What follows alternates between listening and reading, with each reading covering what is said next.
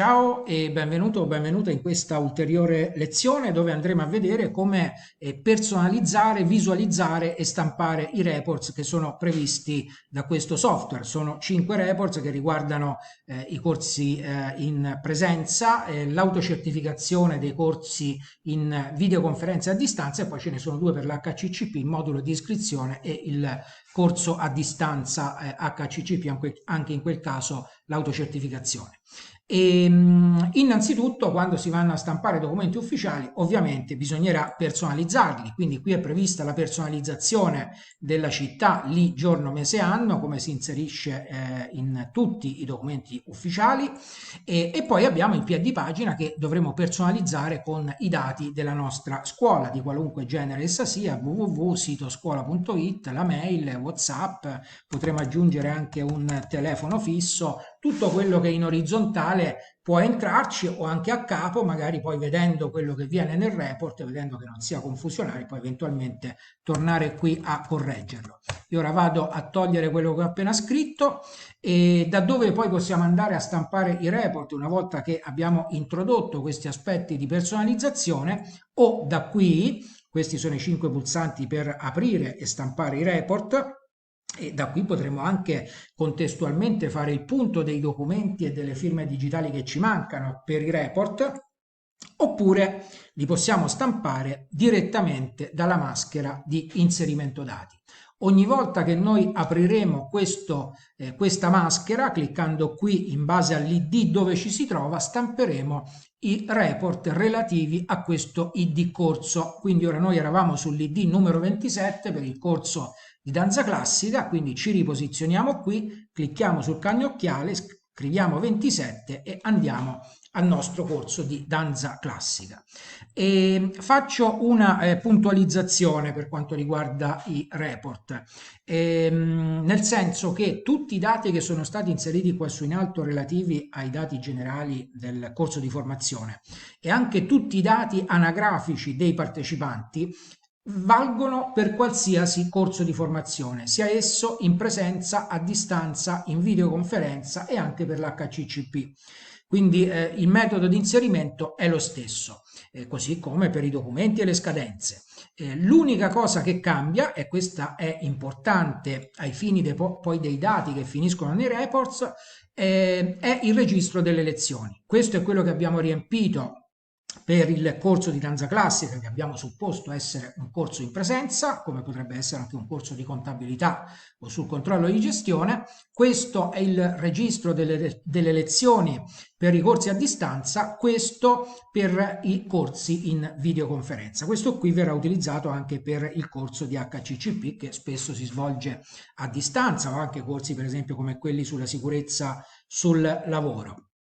Quindi bisogna fare attenzione a dove si inseriscono le lezioni, gli argomenti e i moduli, perché poi altrimenti non ce le ritroveremmo nel report.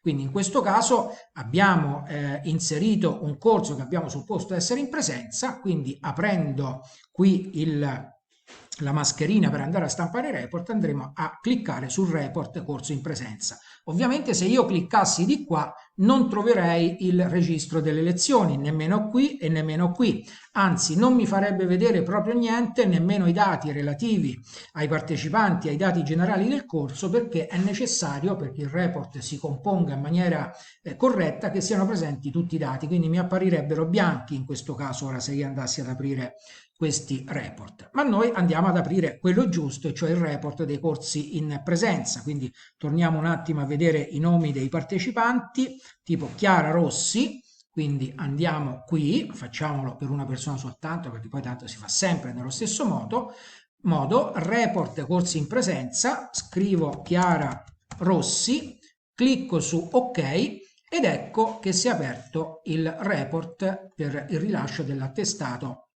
a Chiara Rossi, quindi corso di danza classica con tutti i dati che abbiamo inserito. Qui ci sono tutti i dati anagrafici di Chiara Rossi. qui c'è il suo documento d'identità, qui c'è la sua firma, qui c'è la firma del direttore, quindi queste sono firme digitali, e poi qua giù invece la firma dell'inizio e la firma di fine lezione sono le firme che dovranno essere apposte in maniera autografa dai partecipanti al corso, se il corso è in presenza. Abbiamo detto che i corsi, soprattutto se sono finanziati da un'istituzione pubblica come il Fondo Sociale Europeo, alla fine poi prevedono tutta un'attività di rendicontazione che prevede anche la presentazione di tutta questa documentazione con le firme autografe dei partecipanti. E abbiamo detto che anche un corso di danza classica, perché no, potrebbe essere oggetto di finanziamento da parte del Fondo Sociale Europeo o di un'altra istituzione pubblica.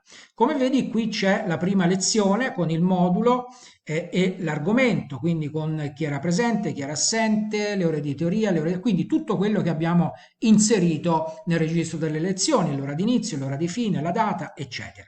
Quindi se io vado avanti, qui trovo tutte le lezioni del modulo propedeutico 1 che abbiamo inserito, perché ci eravamo limitati a quello. E alla fine l'ultima firma del codocente e anche del docente, oltre quella del direttore del corso che abbiamo visto, l'abbiamo trovata all'inizio, quindi il direttore del corso, e poi per ciascuna lezione la firma del docente, la firma del codocente, se questi ovviamente sono previsti dalla legge, e poi le firme autografe del partecipante o della partecipante. Qui cosa possiamo fare?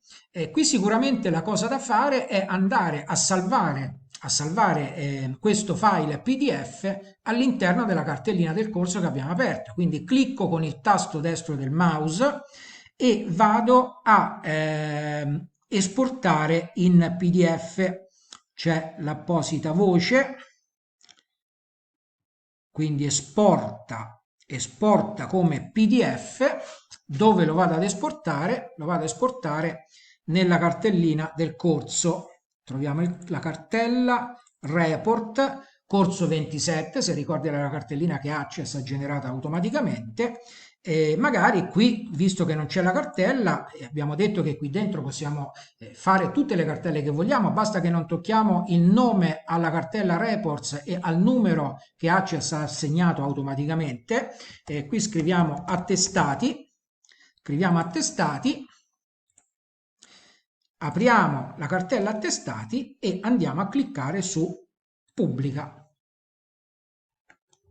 Riscriviamo Chiara Rossi e a questo punto il report è stato pubblicato. Ecco che il report di Chiara Rossi, relativo a Chiara Rossi, relativo all'attestato, è stato pubblicato. Ora ci andiamo subito a vedere. Qui chiudiamo, quindi apri cartella dal nostro pulsante, come avevamo visto qualche lezione fa, attestati, e qui troviamo la scheda discente di Chiara Rossi, quindi l'attestato della partecipazione al corso di danza classica.